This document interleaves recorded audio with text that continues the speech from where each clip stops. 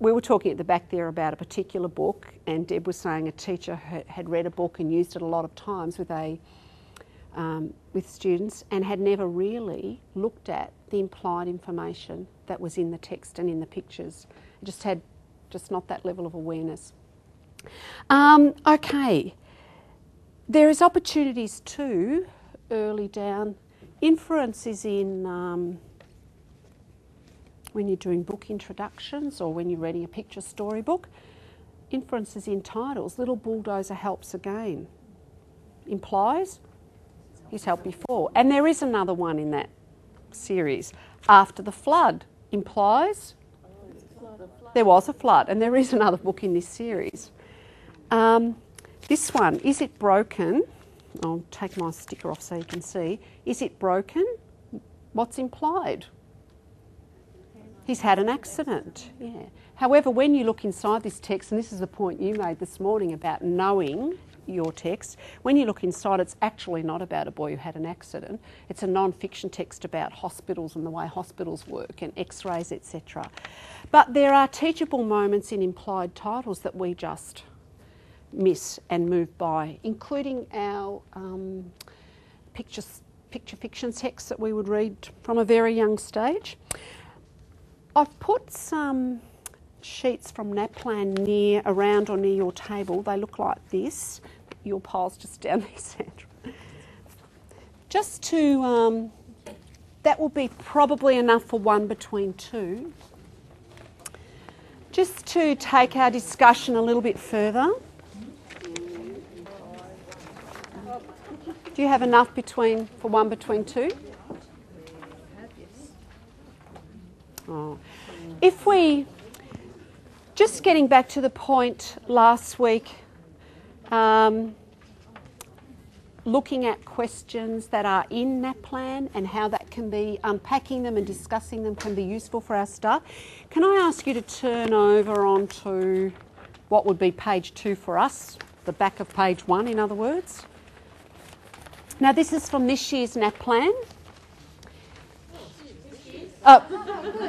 Sorry. Inside information, Lorraine. Time just goes so fast at Northern Region because we have so much fun. From last year's NAPLAN, this is the entire text. It is just 2 paragraphs. That's it. Okay? It's not a long text, 2 paragraphs. Now, question 6 there. No. Sorry. Question 16 that I've marked there for you. That particular question is on both the grade 3 NAPLAN and grade 5 NAPLAN. I've given you both versions, but it comes earlier in the grade 5 assessment. Now, why did Kookaburra really set up a competition with EMU? When you look at what the skill is, the comprehension skill, it is making inference about a character's motives in a text.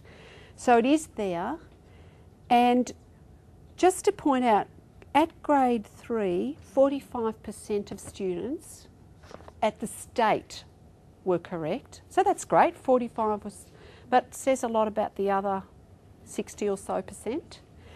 And also bringing to mind that we need to be thinking about and teaching for inference in Peter 2. The same question at grade 5, 63% of the state were correct.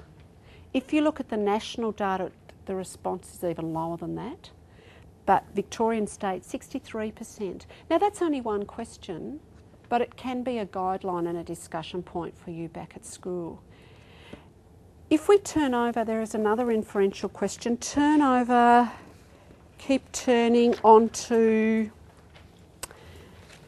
the second last page, which is Year 5 reading, same elephant, same piece. Oh, okay, there's the, no. Is that the same question? Yes, sorry, that's the same question there.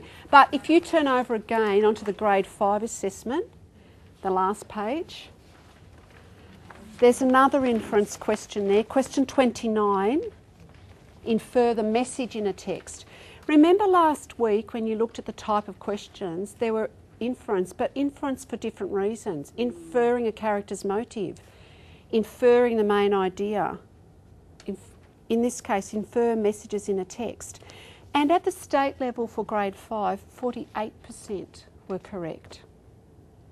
So there are only 2 examples, but you can have a look at grade 5 and think, well, what's happening between grade 3 and grade 5 in terms of inference? What's happening Peter 2 and 3 about inference? Just to give you some ideas, and you can do this for working through inference with your stuff if you think it will make sense. Leave those on your table, please, because we're going to look at them again in a moment. But do you think that that would be, is it worthwhile doing or looking at?